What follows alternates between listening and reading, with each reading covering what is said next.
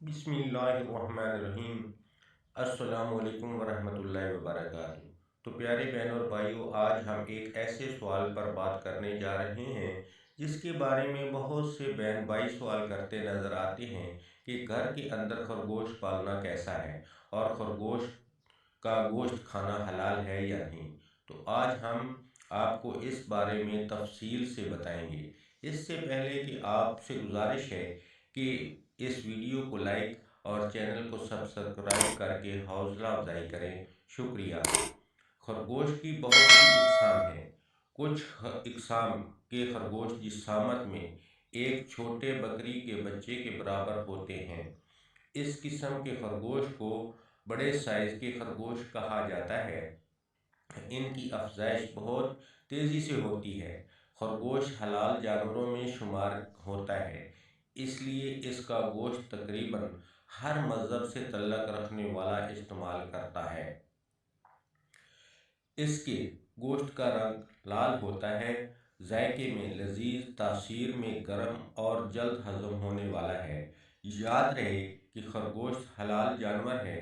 इस हवाले से आपको ये बताते चलें कि फुकहा के नज़दीक खरगोश चूँकि घास और दाना खाता है, मुर्दाद या निजासत से इसकी ख़ज़ा नहीं, ना ही वो अपने पंजों या पूंछ से शिकार करता है।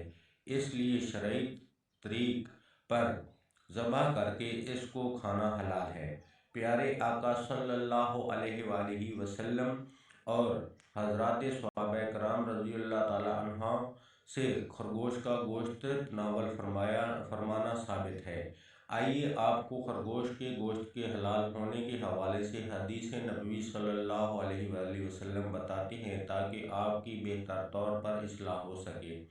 हज़रत अनस रज़ियल्लाहु ताला अन्हु फरमाते हैं कि हमने खरगोश को भगाया और फिर सब लोग इसके पीछे दौड़ते दौड़ते थक गए, तो मैंने इसे पकड़ लिया और लेकर हज़रत अबू तलहा रज़ियल्लाहु ताला अन्हु की खिदमत में हाजिर हो गया।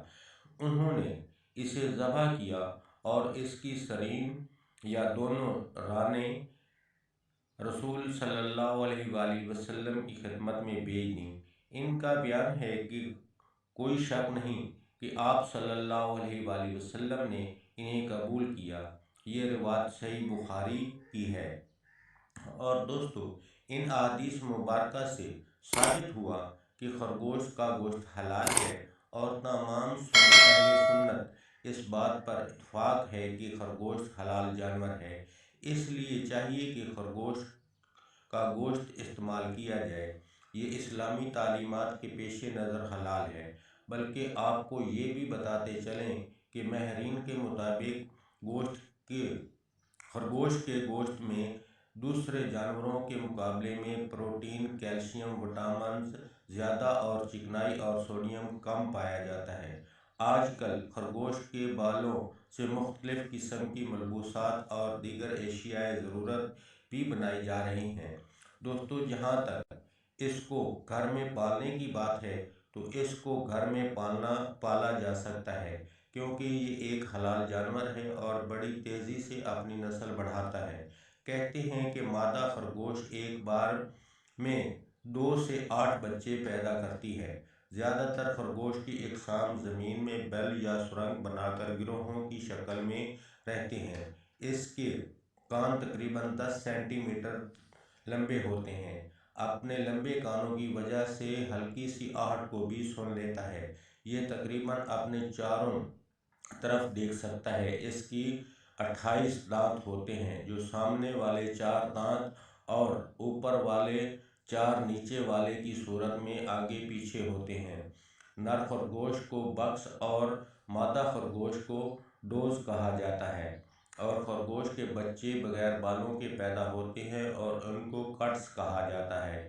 खरगोश सब्ज रंग के पत्तों वाले पौधों को खाना ज़्यादातर पसंद करते हैं। इनकी सबसे पसंदीदा सब्ज़ी गाजर है।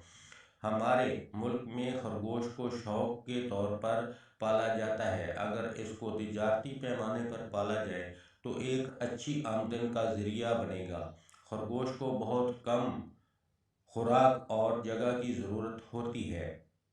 دوستو، یاد رہے کہ دنیا میں خرگوش کی بہت سی اقسام پائی جاتی ہیں۔ خرگوش کی اقسام میں سے آپ اپنی پسندیدہ اور تجارتی پیمانے پر پالنے کے لیے ان کا انتخاب کر سکتے ہیں۔ تو اس کے ساتھ ہی اجازت چاہوں گا۔ اللہ حافظ۔